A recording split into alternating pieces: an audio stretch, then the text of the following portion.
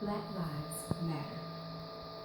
Black Lives Matter is a national movement which was founded by 3 African American women out of frustration after George Zimmerman was acquitted for the murder of Trayvon Martin in Stanford, Florida in 2012. This was the beginning of a worldwide movement. Michael Brown was murdered in Ferguson, Missouri by a police officer, Darren Wilson, on August 9, 2014, who also never was charged for his murder, or in this case, in general at all. This action sparked a massive riot there in Ferguson.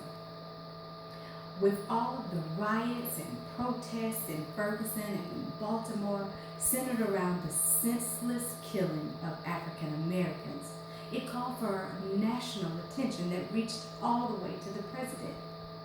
He praised the movement for really effectively bringing attention to the problem, but said the young activists should willingly work with the politicians and the political leaders to craft a solution. According to an article in the United States presidential election 2016, in October, a speech by Hillary Clinton on criminal justice reform and race at the Atlanta University Center was interrupted by the Black Lives Matter activists. And also in November, a Black Lives Matter protester was physically assaulted at a Donald Trump rally in Birmingham, Alabama. Donald Trump had previously threatened to fight any Black Lives Matter protesters if they even attempted to speak out at one of his events. Since the formation of the hashtag, which caught fire on Twitter, the users became a rally crying out for demonstration. A new study from the American University's Center for Media and Social Impact, which examines how social media has fueled the biggest push for racial justice that this country has seen in decades.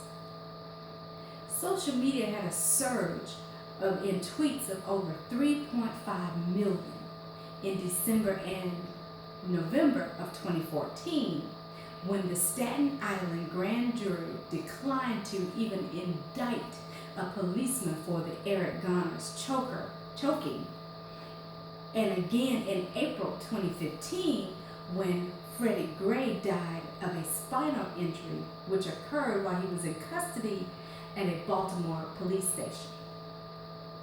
See, in the 1960s, they fought for equal rights. Today, we fight for basic human rights. Not to be judged on the color of our skin, but on our character as a human being.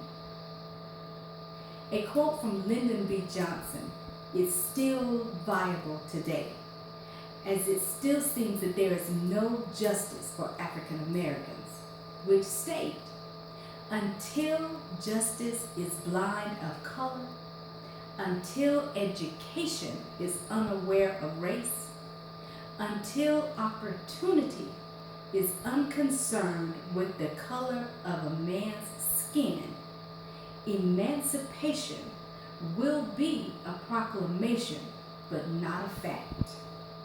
This is not a moment, it's a movement, because Black Lives Matter.